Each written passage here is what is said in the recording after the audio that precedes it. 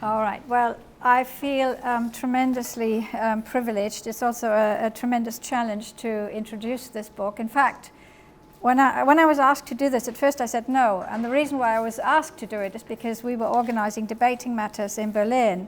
And I thought, what should we give to the students as first prize? And I thought, I must give them the Primo Levi book. And I sort of bought them for the students because I thought there's no better book at this time for young people to read. I can tell you later why I thought this, because of so many things happening at the moment, but I won't get into that just yet. So this is Primo Levi's account of his 11 months in Auschwitz, Buna, from February 1944 to 27th January 1945, up until the camp was liberated by the Russians.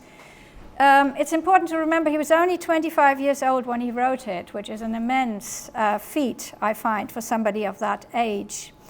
It was published in 1947. He wrote it very, very quickly, saying he wanted to write it as fast as he could, his main fear being that people would not believe him or would forget. It didn't sell very well. In fact, it was rejected by the original publishers, but it began to sell tremendously well from 1958 onwards.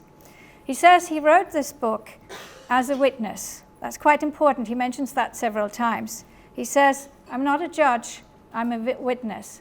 That's not the kind of anti-judgmentalism which Frank spoke about yesterday in his introduction. In fact, it's quite the opposite. He says the evidence is strong enough. What I tell you is strong enough for the audience, the readers, to make the right judgments. The things he describes are so monstrous. They are so unbelievable. The wrong which was committed can never be wiped out, let alone be undone. It cannot even be adequately punished. If you have a crime which is so harsh, you can't punish it. Hannah-Arendt makes that same point, actually, in one of her books. But it can be presented in its full clarity to the public, for the public to judge. He calls on us to consider, and as I said, his only fear was that the public might not believe him. And we can talk about that maybe later, whether his fear has come true or whether it hasn't come true. It starts with a poem. Now, I've read that poem about 20 times, or even more, and Penny has asked me to read it to you again. It's the poem which bears the same title as the book. The poem is If This Is a Man. And I will read it to you. It echoes a passage of both the Bible, well, the Old Testament, and the Torah, which is the same, taken from Deuteronomy. It actually ends with what is a central prayer of Judaism, but changed slightly. So I'm going to read this to you. For those of you who haven't read it, might help. Anyway, so it says, if this is a man, you who live safe in your warm houses, you who find, returning in the evening, hot food and friendly faces, consider if this is a man who works in the mud, who does not know peace, who fights for a scrap of bread, who dies because of a yes or a no. Consider if this is a woman, without hair and without name, with no more strength to remember, her eyes empty and her womb cold like a frog in winter. Meditate that this came about. I commend these words to you. Carve them in your hearts, at home, in the street, going to bed, rising. Repeat them to your children, or may your house fall apart, may illness impede you, may your children turn their faces from you. This is the Shema prayer, the central prayer of Judaism, which says that you shall love the Lord your God with all your heart and with all your soul and with all your might. And it ends with these words, keep these words that I'm commanding you today in your heart. Recite them to your children and talk about them when you are at home and when you are away, when you lie down and when you rise. So the echo is very, very clear. It's an admonition to the Israeli people never to forget God. But Levi turns this around. It's not God we should forget. We shouldn't forget. It's what it means to be a human. Lest we ever forget what it means to be a human, we lose everything, just like the Israelites would lose everything if they lose God. And this is also why the title is so important, If This Is a Man.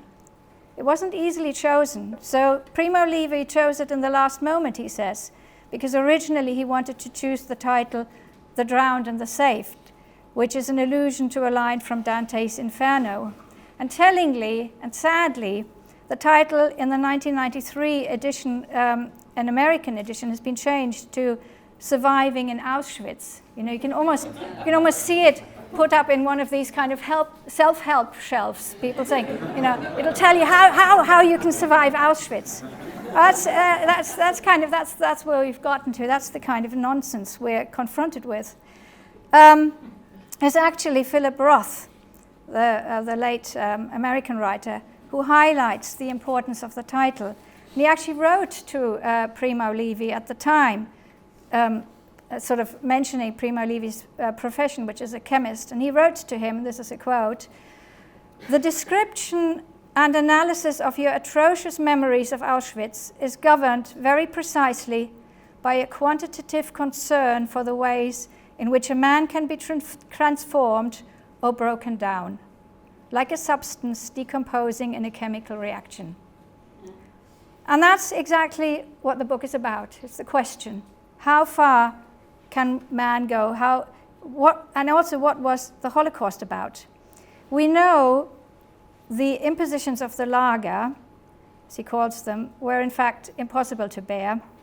They're not just impossible to bear, they're also impossible to grasp. Because the question is, what was Auschwitz? What was the Holocaust? What was Auschwitz? I'll keep it at Auschwitz.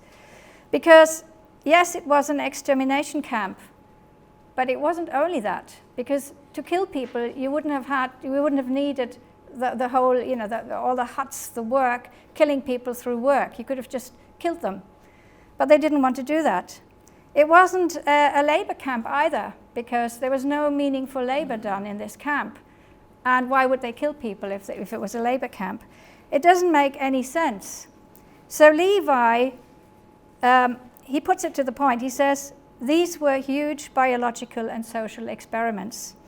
And Hannah-Arendt, who I'm sure read Levi, expands on that and explains it to us. And she calls it the ultimate totalitarian experiment in total domination of human beings. She says the camps are meant not only to exterminate and degrade people, but also serve as the ghastly experiment of eliminating, under scientifically controlled conditions, spontaneity itself as an expression of human behavior, of exterminating everything that makes us human, of transforming the human person into a mere thing. And the question Levi's book deals with is, did they succeed? Did they succeed in doing this? And it would be better if we could say no, but actually we have to say, well, yes, to a certain extent, yes, they did succeed. And Levi describes it. He describes the many who succumbed. He writes, it's a quote, he says, "The personages in these pages are not men. Their humanity is buried, or they themselves have buried it." And he starts, interestingly, with the evil and insane SS men. So this was an experiment done by the SS. They thought they were kind of outside this experiment, but actually they were right in the middle of it. They themselves became part of that experiment. So he says the evil and insane SS men, these were the first who succumbed to it. The capos, the political, the criminals, the prominents, great and small, down to the indifferent slave Häftlinge being the prisoners, all the grades of the mad hierarchy created by the Germans. So in that sense, they succeeded. There were even some, he describes at least one individual, Elias, who in a devilish way even thrived in these camps. He says these were people, he's somebody who would normally have been in a prison or in an asylum, but here he was, and Levi actually makes the audacious comment saying he thinks he was even a happy man. Or there was Kuhn, who thanks God he was spared from the selection, lying next to Beppo, young Beppo, the Greek, who knows he has been selected and who knows he's only got 2 or 3 more days to live. And then Primo Levi says, does he not see the whole thing was an absolute abomination? Does he not understand what's happening? So did they succeed? Yes, to a certain extent. But the other answer is or Levi's second answer is, no, they didn't succeed. And that's really what I would say is the main focus of the book. The focus is on something different, on the struggle not to succumb. And that's what I think runs like a red thread throughout the whole book. So in the chapter, The Drowned and the Saved, which is one of the central chapters of the book, although all of them are really important, he writes, and I found that really interesting, he writes, "We do not believe in the most obvious and facile deduction that man is fundamentally brutal, egoistic, and stupid in his conduct once every civilized institution is taken away, and that the Häftling is consequently nothing but a man without inhibitions." We do not believe that. Is it too much to say that this is a book of resistance, starting with Levi's own struggle to keep the memory of civilization alive? And I think the title of this session is, what is it? It's called Civilization After Barbarism. So if we look at this question, civilization after barbarism, the interesting or the amazing thing is that this struggle to regain, to regain civilization already started, if we look at Levi, in the hell of Auschwitz itself. It's not that Levi is a resistance fighter in the classic sense. He was. So he was a partisan before he was caught, and he says, sadly, we were not good enough, we were chaotic, and so on.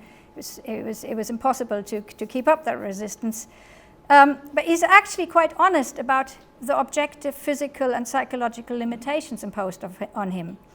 He describes how, in one chapter, how they had to witness the execution of a man from the Sonderkommando, as they called it. The Sonderkommando were Jewish prisoners in Auschwitz-Birkenau who were forced to assist in the extermination. So, the SS themselves didn't want to do the dirty job. They actually gave that job to other prisoners, so sending people into the gas chambers. And this is actually a true story, a story which is rarely remembered. Primo Levi reminds us of it, that on October 7th, 1944, there was a revolt in Auschwitz, outside the crematorium 3. Several hundred prisoners managed to somehow actually even get weapons. They used stones and weapons. And the battle lasted several hours. It was very, very brutally repressed, but it did last several hours. Nearly 500 people were killed immediately by the SS. And the man whose execution they then witnessed was one of them. And in his death struggle, as they hang him, he says, "Kameraden, ich bin der Letzte," comrades, I'm the last one. And I kind of wonder, I don't have an answer. What did he mean? Did he mean, what does it mean? Yeah, something we can maybe discuss. But the thing is then, Levi observes this together with his friend Alberto, and he understands what a brave man this must have been. And he says, "Alberto and I went back to the hut, and we could not look each other in the face. That man must have been tough. He must have been made of another metal than us, if this condition of ours, which has broken us, could not bend him." He also says, another page, "I know I'm not made of the stuff of those who resist. I'm too civilized. I still think too much. I use myself up at work." So he's quite clear about this. It's not the valor of death that drives him, but it is a bit of a kind of, well, what would I say? I couldn't think of the right word. Is it an understatement? In any case, Philip Roth calls him a titan. So he's not made of that metal, but he is a titan. It's not the valor of death which drives him, but he thinks too much. And it's by thinking, a lot of people describes how people become numb. They can't think anymore. They become what he calls then the Muselmänner, which is, the easiest thing to do, to just go down that stream because it's impossible to resist. But no, he thinks too much. It's almost like Cartesian. It's as long as he thinks, he knows he's still a human. He understands the devilish absurdity of Auschwitz. He sees through it. And he's not the only one. There are other prisoners too. So his friend Klausner, the Frenchman, who writes at the bottom of his bowl where prisoners were meant to write their numbers. They didn't have names. They had only numbers.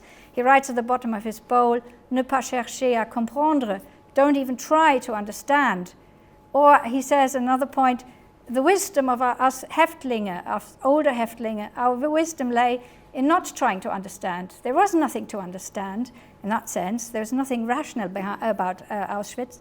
Behind everything the Germans say and do, there was a cynical trick. even in the appeal to wash themselves. There was this interesting scene when, it's a place where you can't possibly keep clean. And yet, in these horrible washrooms, they tell you to wash yourself. And his friend from Austria admonishes him, says to him, you should wash yourself. And he says, no, I'm not going to do it. Not because he's a dirty man, but because he knows this is, he cannot succumb to this kind of evil, devilish, the trickery of the Germans. Every civility has been broken, civility, which we talked about yesterday in the first session. Throughout the book, he alludes to how he struggles to hold up the memory of civilization. And he doesn't just do that within himself. There were always these people. He doesn't go into what some people called internal exile. This is a little bit of a joke. So a lot of the Germans after the Second World War who had stayed in Germany, who hadn't resisted, would then claim, I went into internal exile. There were so many people who'd been internal exile. You wonder, who were the Nazis then? No, this wasn't internal exile. He actually shares his ideas as much as he can with others. So one of the high points is when he talks to Piccolo, the young man, about, what does he talk about? About Homer, the canto of Ulysses. He has references to Dante, Shakespeare. There are constant allusions to the classics. He says, he talks about Tantalos. He was left to feel thirsty and hungry as Tantalos in Tartarus. He quotes the Torah. He calls Henri, another one who kind of was able to adapt as badly as possible to this system. He calls Henri the serpent in Genesis. He's very, very keen to explain to Piccolo, to talk to Piccolo, to remind him that there's something else, that there was a civilization which we shouldn't forget. He's under time pressure, even though he's tired. He's been working really hard, but as they walk home, he has to talk to him about Homer. And he says this drive to speak is stronger than Frankl the spy who does evil for evil's sake. They have to speak so that Frankl doesn't hear them. There are also the friendships within the book. So very early on he mentions a friendship to Chaim, who's I think a rabbi, or anyway somebody who studied Hebrew law, who he trusts fully. So there is this place where you can actually trust nobody, but then there are people you can trust fully. His friendship with Alberto is mentioned. And especially, of course, in a situation, this is quite amazing, because he describes how within Auschwitz all moral categories count for nothing. So everything is turned upside down. So there are, you're meant to make sure your jacket isn't stolen. But if it is stolen, you're the victim, but yet you're severely punished. So the victims are punished. You're encouraged to steal outside the camp. People have to steal. They're given bowls with soup and yet no spoons, so they have to steal spoons. And yet stealing is punished if it's done within the camp. So he says to us, I leave it to you to decide what do the categories of good and evil mean in this situation. And yet there are people who understand that there still are the categories of good and evil. And the person which stands out completely is his friend Lorenzo. He actually dedicates an entire chapter to Lorenzo. Lorenzo is good in a Kantian sense. One of those who is good because he's just good. Right? He doesn't expect anything in return. He's a prisoner of war. He's not Jewish. He's in a different part of the camp, but they do have contacts. He's from Torino, as is Primo Levi. And he shares with him the little bit of bread which he has himself. Levi says, through his natural and plain manner of being good, he reminded me that there still existed a just world outside our own, not corrupt, not savage. Lorenzo, by the way, is interesting, was a bricklayer. He's not a studied man at all. He was just somebody who's just simply good. He understood what needed to be done. Sadly, he died very shortly after being released as a prisoner of war after 1945 because he had tuberculosis. But he's been accepted, or he was accepted some years ago in Yad Vashem as one of the righteous among the nations. Levi never forgot him. He named his children after Lorenzo, so his son was called Renzo, and his daughter similarly, I think Lara or something, I forgot now. But so he says, I'm very, very thankful to him. He says, I couldn't have survived without him. Importantly, he couldn't have survived without him, not just because of the bread he gave him, stopping him from starving, but also because of the moral support he gave him, reminding him there is another world outside this terrible reality. And then there's one more thing which I noticed as I was reading the book. In the struggle to regain civilization, the kind of nations that stick out. I mean, there is Italy, of course, which is where he comes from. There is a natural solidarity amongst the nations in this kind of Babel, which is an interesting point in itself. He calls it a Babel. There are 40,000 foreigners who are meant to not understand each other. That's part of this kind of whole logic of Auschwitz. But there is this solidarity amongst the Italians, and this is one question I'd also like to throw in and ask, is it too much interpretation if we say that this book also serves a bit of an example of how important patriotic solidarity is, because they know that they want to stick together because they are Italians. There are many other people Lorenzo could have helped, but it was this natural feeling towards Primo and Alberto. So in Italy, as an old cultural nation, is important because he's Italian. But the other nation which plays a really important role is Greece. So Greece pops up again and again. The Greeks from Salonika, they stick together, as do the Italians. They are deeply engaged in this weird Auschwitz trade, which is forced upon people to survive. They're all killed. It's one of the most tragic chapters. But then he says, Levo, and I quote him now, he says, "The Greeks are now reduced to very few.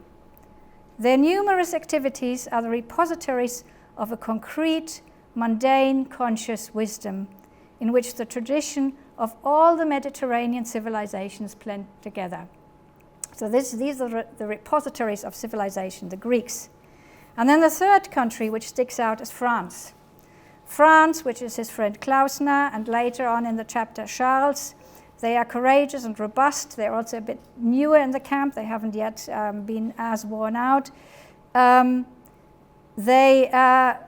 kind of civilizatory element of this is that, there are little things, little signs. For example, as they bury one of their co-prisoners, we see Charles taking off his hat. There is no burial ritual at all in Auschwitz, but there is Charles. He knows what to do. He takes off his hat and pays tribute to the dead. So there are the many. These are the nations, the nations in which civilizations rest. And the questions I ask myself naturally, of course.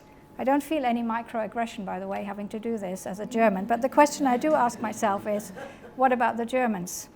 So Germany is also a nation of culture, but not in this book.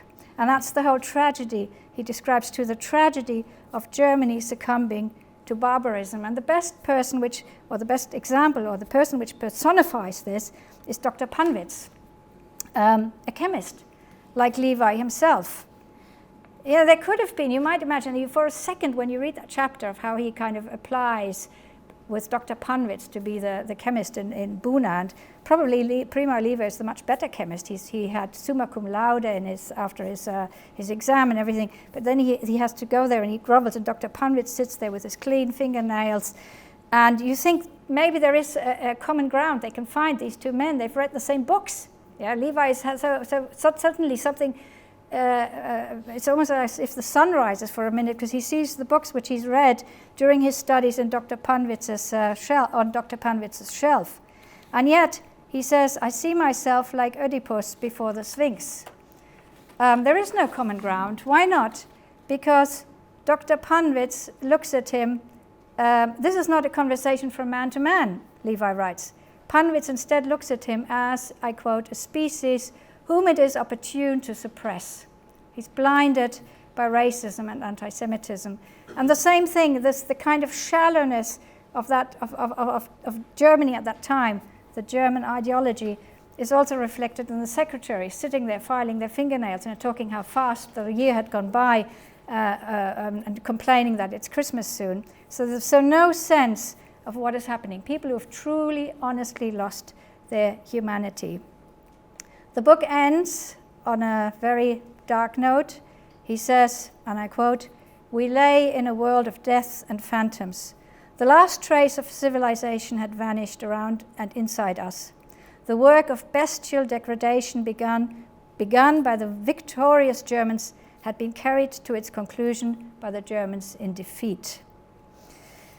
Yeah, so I think that's pretty much my introduction. The question is, so did they resist? Have I interpreted the book correctly? And was Levi right in his idea that we might forget?